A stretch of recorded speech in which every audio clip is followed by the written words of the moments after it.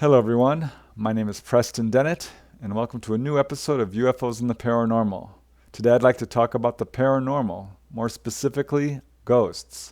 I have two very interesting ghost stories to tell you today, and I call this episode The White Witch and Ghosts of the Indian Burial Ground.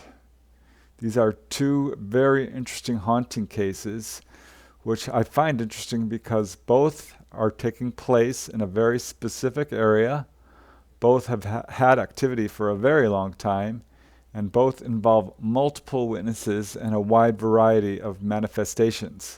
I think they have a lot to say about the nature of the paranormal and ghostly phenomenon. So let's just get started. And the first case I want to talk about is the White Witch.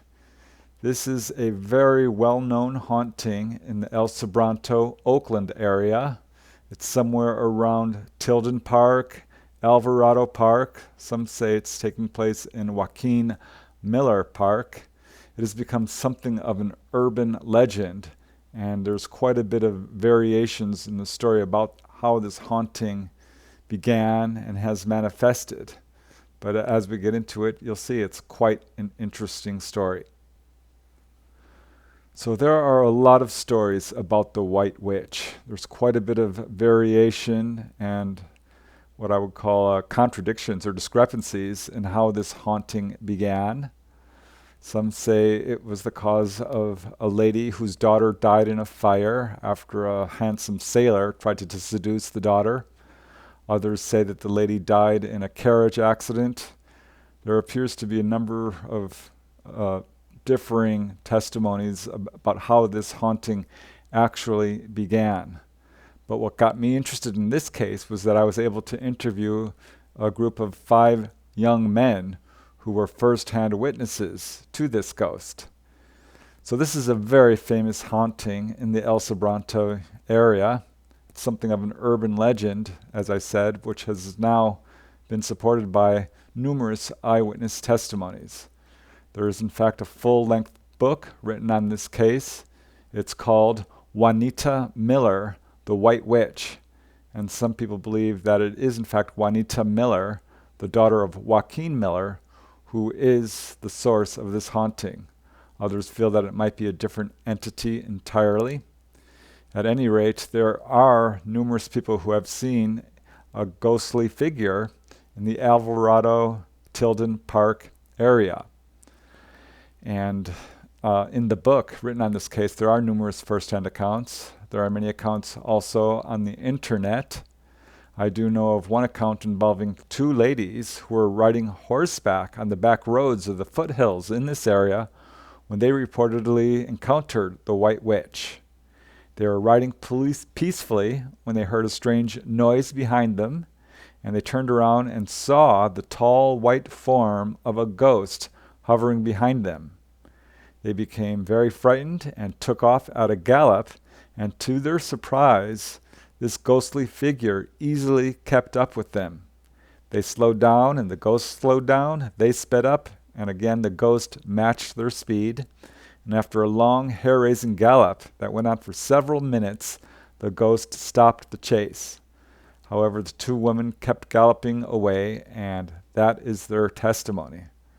But some of these testimonies are quite bizarre. Numerous people have reportedly seen this figure wandering around the trails and the back roads of this park area, but there are a few accounts of people who have reportedly seen this apparition riding on the backs of cows. So this does sound like a strange urban legend, but it's very well known. Many people have seen this. One lady, she reported about it and said that there's a lot of fog in this area and that perhaps that's what people were seeing. But after talking to some first-hand witnesses, it's clear to me that this is, in fact, a real case. I was able to interview 5 young men who were all members of a newly formed heavy metal rock band. These were boys who ranged in age from around 17 to 22. They were all residents of El Sobrante, They were friends of a family friend, and that's how I heard about this case. And one summer evening in 1990, they were searching for an inspiration to write some new songs, and that's when one of them brought up the legend of the White Witch. They lived quite near Alvarado and Tilden Park, and none of them really believed the stories, though part of them wondered if the White Witch was actually real. So one of them got the idea to go on an impromptu ghost hunt. They talked about it for a while, and being young and brave, they decided, why not? Let's go out there and see if we can call forth this ghost.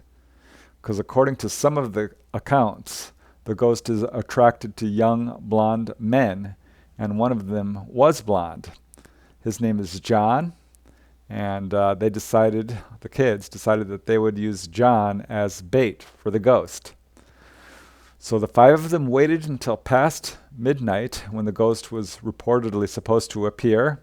They then piled into their truck and set off towards Alvarado Park. And none of them expected this idea to work. They were just out there having fun. They were more curious and playful about the idea and weren't really expecting to see anything. So none of them were at all prepared for what was about to happen to them. They pulled up to the park, got out of their truck, and hiked up to a little bench near the center of the park. And they sat there for about 15 minutes, and just as they expected, there was no ghost. Disappointed but not surprised, they decided to leave. And they all stood up and began walking back to their truck, and it was at this exact moment that the White Witch made a dramatic appearance. And as soon as it appeared, they all completely panicked. John, who was bait for the ghost, says, and I quote, "We started walking up the path to go back up towards the truck, and she started walking up on us." She, meaning the White Witch. And as John says, everybody started racing for their truck. Our ex-drummer turned around and looked, and then we all looked, and it was like, ah, and we ran. So as they ran, this ghostly figure chased them, and it was about 10 feet behind them. Another one of the witnesses, Tom, remembers the incident vividly, and as he says, "We were just ready to leave the place when she came out and started coming towards us. So we kind of split real quick. We saw her, and then she started coming toward us, and we kind of bugged." So this ghost was so close they couldn't help but get a pretty good view of her. And as Tom says, she was white, and she was pretty tall. She was almost 6 feet, and she kind of hovered above the ground. There were no feet, just her and her dress following behind her. It was really trippy. I was kind of worried about getting out of there.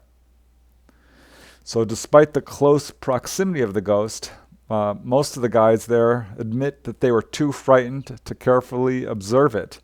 And as John says, all I really saw was a big white flash because I turned, looked, and ran. And the other three pretty much said the same thing, but it was Tom who got the clearest view. And as he says, you could kind of see through her, especially at the end of her dress. She put off a pretty bright glow. So all 5 witnesses ran screaming towards the truck, and as soon as they reached it, they piled in and raced away, not even looking back. All of them admit that they were pretty frightened by this, and after a few minutes of racing down the narrow streets at top speeds, they finally stopped the truck and began excitedly talking about what they had just seen. There was no doubt in any of their minds what it was. They had absolutely encountered the infamous White Witch in all her blaze and glory. None of them could even believe their own eyes, but their hearts were beating fast. They were scared, and yet at the same time they began to doubt their eyes. Had they really encountered the White Witch? And because it seemed so easy, they just went out there and there she was. And none of them really wanted to admit to each other that they were actually scared. And peer pressure being what it is, the 5 boys soon found themselves deciding to head back deeper into the park to see if they could provoke the White Witch into another appearance. So despite the fact that none of them really wanted to see it again, they turned the truck around and drove back into the park where they had just encountered this ghost. This time, they decided not to leave the car at all. They stayed in the truck, but it wasn't long before they got the confirmation they were looking for. The White Witch appeared without any warning, and again, this experience proved more terrifying than they expected. As they were sitting in the truck, suddenly the White Witch appeared, and then disappeared and appeared in another location and started flashing all around them. And there was no doubt in their mind that this apparition, whatever it was, knew exactly where they were and was either trying to scare them or they felt getting ready to attack them. And it was only then that they realized that they were probably dealing with something a little more powerful and unpredictable than that they had bargained for. So at this point, their priorities changed. Ghost hunting suddenly lost its charm, and the only thing the witnesses wanted to do was leave the area as quickly as possible. And I'll just let Tom describe how this went down. As Tom says, we went deeper into the park, kind of where she always hangs out. I don't know if it's true, but we stayed there for a long time. It took us a long time to get this close, but we took a detour road and we were resting up, and she came out again. She appeared and disappeared, then appeared somewhere else. We saw her a couple of times. And this time, John, who was the original bait for the ghost, got a better view of the White Witch. And as he says, we went to Tilden Park, and we were kicking back in the car, watching the stars and stuff. And then we started hearing these dogs barking. So we started looking, and she came out of the bush. We left. We didn't stop to look at her. She was just a white woman with a long white dress. I didn't really look at her very well. So just like the first time, they quickly started the car and raced away as fast as they could. John, however, kept his eye on the ghost as they drove away and was able to make out more details. According to him, she was very bright and looked almost physical. As he says, she was pretty solid, really bright. As long as we drove away, I kept my eye on her. We had a lot of people with us who saw it. We all saw it. So they drove off and went back home. Having all seen it, they were solidly convinced of the White Witch's existence. But following this, their desires to continue ghost hunting had vanished, and they actually never went out there again, not late at night. They just felt that this apparition was hostile and it was too scary. So they rushed home, told their friends and their family, who I talked to some of them, and their friends said that they were all very excited and obviously telling the truth. One of them clearly remembers how scared they all were as they explained what happened. And as hard as it was for her to accept that the White Witch was real, it was clear that these boys felt that they had encountered her. I also talked to John's older sister, who verified their story, and as she says, my dad wasn't there, so I didn't go along. I didn't feel like being hunted. They used my brother for bait because he's blonde, and it worked. When the boys went out there, they said they saw her in 3 different parks. They saw her 5 times. One of the times she actually split up into different people because there were 5 guys that went, and they were going, she's over here. No, she's over here. No, she's over here. And they were all right. So what's very interesting about this particular case is that a large number of people have vouched for the honesty and the integrity of these 5 witnesses. There's little doubt in my mind that this incident happened exactly as described. So it's a pretty interesting case involving so many witnesses who are actually able to provoke this ghost into an appearance. So this is one of the more famous hauntings in California. Not only is there a full-length book written about it, it's become something of an urban legend. And those 5 witnesses who I interviewed will tell you that they will never forget what they saw on that summer night in 1990. And needless to say, they all now believe in ghosts. So that is the story of the White Witch, a truly bizarre and unusual case of ghostly activity. And the next case I want to talk about is what I call the ghosts of the Indian burial ground. This is taking place in Topanga Canyon, California, more specifically in Topanga Canyon State Park. This is along Entrada Drive. And what's interesting about this case is it does involve numerous witnesses, all of whose homes were apparently built on or near a Native American burial ground. So this is presumably what led to a lot of this activity. But as we go through the cases, you can make up your own mind about it. So Topanga Canyon is a small community nestled in the Santa Monica Mountains in Southern California. It's perhaps best known for the huge amounts of UFO activity, but what many people don't know is that it also has a lot of ghost activity. And in fact, Topanga Canyon is well known for having been a meeting place for various Native American tribes, most prominently the Chumash Gabrielano Indians. And the Chumash name for Topanga was where the mountains meet the sea. But there are several well-known settlements in this area. In fact, the center of Topanga Canyon, where all the shops are built, was reportedly a settlement. The caves above Santa Maria Creek, not far from where I used to live as a child, was definitely an area where they hung out. There are many caves, and you can see little rounded grind holes used for grinding buckwheat into flour there in the stone caves. So there's a lot of evidence of Native American settlements stretching back a few thousand years at least. But the main area of activity in terms of haunting activity is up near the entrance of Topanga State Park. This is about halfway up the street called Entrada, near the cross-section of Entrada and another road called Colina. So this is located on the actual Chumash settlements. And I know this is true. I had a friend who lived up on Colina, and when we were little kids, we were playing around with matchbox cars, and we dug out a perfectly shiny, very sharp arrowhead. So there's a number of artifacts dug up from this exact area. So what I found interesting about this case is there are at least 4 or 5 homes located almost adjacent to each other in this one exact area, all of which have reported all kinds of ghostly activity. And some of these are built on the settlement itself, and a few are allegedly built directly on the Native American burial ground.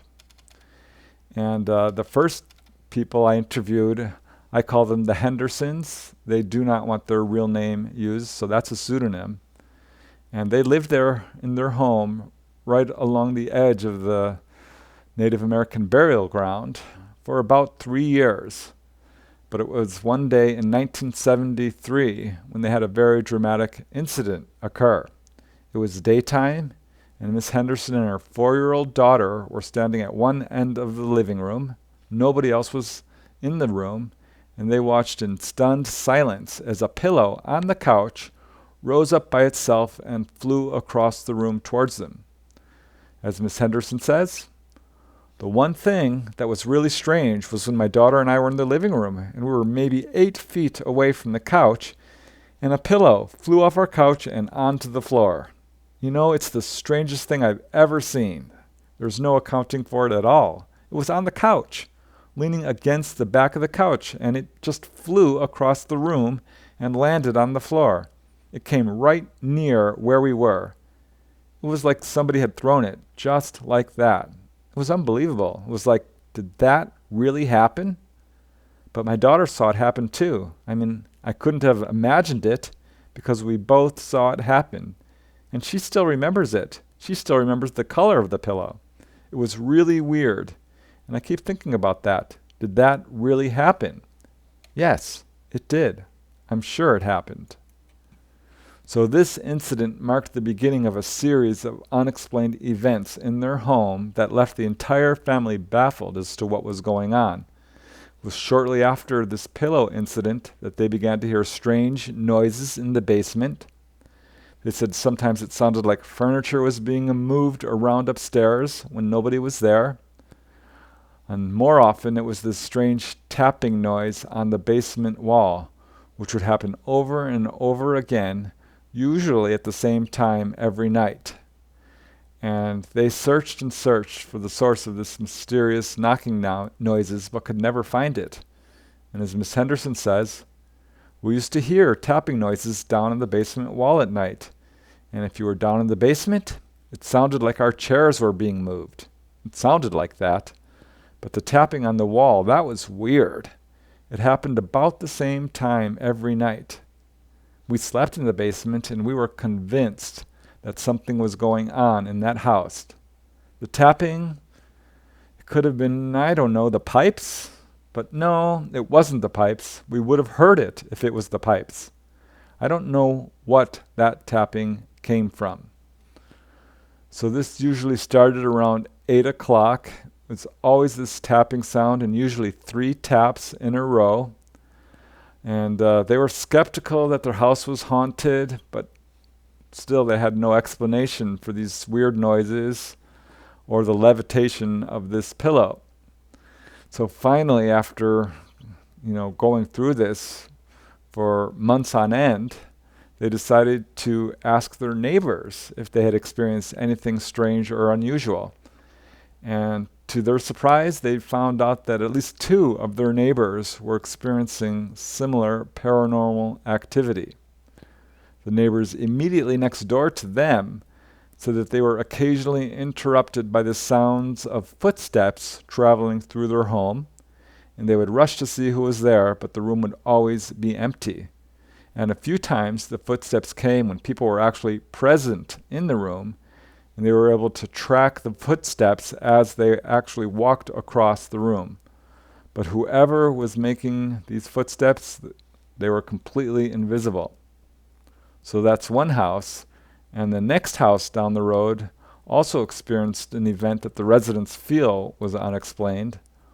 One day, an upstairs window completely shattered under very mysterious circumstances. They tried to blame the accident on weather or perhaps pranksters or something, but were unable to do so or figure out what had shattered the window because it appeared to have come from the inside of the house. So alone, any of these events might seem inconsequential, but together they form a pretty alarming pattern. The Henderson family had moved into a brand new house. Nobody had ever lived there before, so nobody had died in the house.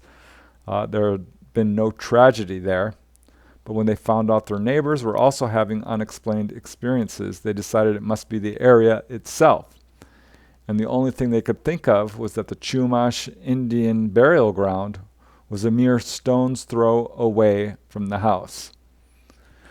A few years later, they sold their house and moved out. They knew that the new residents had remodeled the house and added on a room, but as far as they know, the new residents did not experience any unusual activity. However, I asked around. I know a lot of people in the canyon, and I found out that there are, in fact, other homes right in this exact area that are experiencing haunting activity. Another lady I interviewed, I'll call her Pamela Mitchell. Again, she does not want her real name used. She was only 9 years old when her parents moved into a house along Entrada. This is just a few houses down from where the Hendersons lived. And although they only lived there a short time, it was long enough for Pamela to grow to hate the house. When they purchased this property, their home was little more than a shack with a garage, but they knocked the entire house down and built a large 2-story house. And to pass the time, Pamela used to go out into the backyard and play. And what she didn't realize at first was that her backyard was directly over the Chumash Indian burial ground itself. There were all these little stones piled up in various formations. And at first she thought they were kind of cool and enchanting, but for some reason she didn't fully understand at the time. It also scared her. At this point she did not realize that this was in fact a Chumash Indian burial ground. But several times she would be out there playing and would be overcome with the feeling that someone or something was watching her. Although she never actually saw anything, she felt like it was an ominous presence that would permeate the area, and it would get so bad that she would jump up and run as quickly as she could to the safety of her home. And as she says, and I quote, "On Entrada, just beyond 2nd Encina, was our house." Encina is a road just below Colina, which is where all this activity is taking place. And as Pamela says, on the land there was a little area of rocks, pointed ones of different shapes. Well, I used to go and play in the rocks right where there was that little rounded area of rocks, where the burial ground was. And boy, did I used to run. It was more like a feeling. I would always feel like they were there, and I would run. I was 8 or 9 years old, and I would just jam. So this occurred several times until she became frightened of the area and avoided it. However, that didn't stop the problem, because Pamela began to sense something strange about the house itself. Again, this house was new, and there was nothing wrong with it in terms of, someone having died there. But Pamela couldn't figure out why, but this house actually terrified her. It began with just a creepy feeling. She didn't like to be left alone in the house. Her parents had not reported any experiences, and when she told them about it, they attributed her fears to an overactive imagination. However, she believed that this house was in fact haunted, and when she was alone in her bedroom at night, she began to have very spooky experiences. As she says, and I quote, "My bedroom was way on the other side of the house, and I was so frightened in that house that I would sleep in the living room almost nightly. I would wake up and scream, and I used to think I saw things. I would wake up and scream, and nothing would come out of my mouth.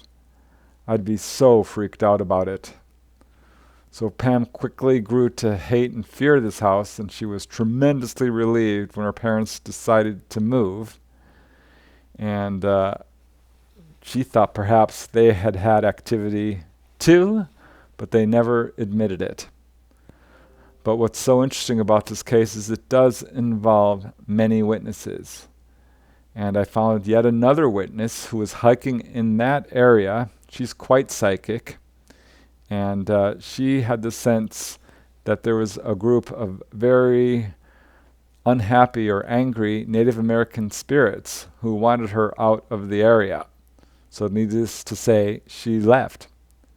And I talked to another witness who went out to the park to meditate, and she sensed the presence of a small Indian girl looking at her with a very sad expression. And I talked to yet another witness who said that he was jogging in the state park when he also sensed the presence of Native American spirits who seemed angry that he was intruding on their area. So after collecting all these accounts, I decided to speak publicly about them at the Topanga Community House. They would hold monthly meetings there, and I asked to speak, and I went up on stage and told all these accounts. And to my surprise, there were numerous people in the audience who not only believed it, they had their own stories to share. There was another man who lived on the entrance to Topanga State Park, right in the exact area where all these incidents were occurring. And he said that he, on numerous occasions, he and his whole family, saw full-color apparitions of Native American spirits wandering through their house. And some of these were on horses, and some of it was quite violent in that there appeared to be a skirmish of some type between the Native American spirits and white people who were in the area. And there was at least 2 other people who came up on stage to share their accounts of similar haunting activity. And I later learned from a second-hand source that there were other cases in this area, and in fact, a parapsychologist from the UCLA parapsychology department went up to do research. So whatever the case, it's clear that there is a lot of people reporting ghostly activity in this very sharply defined area at the entrance to Topanga Canyon State Park. So those are the two cases I wanted to share with you today. As you can see, they're both quite impressive in that they do involve a large number of witnesses, a lot of different types of ghostly manifestations taking place over a long period of time. These areas are both really good places to go if you want to see a ghost and experience this for yourself. That's another reason I really wanted to do this video for you today. I did present these cases in my book, California Ghosts. And yeah, I think they've got a lot to say about ghostly activity. So I hope you've enjoyed this episode. I truly appreciate you watching. Thank you very much. And until next time, keep having fun.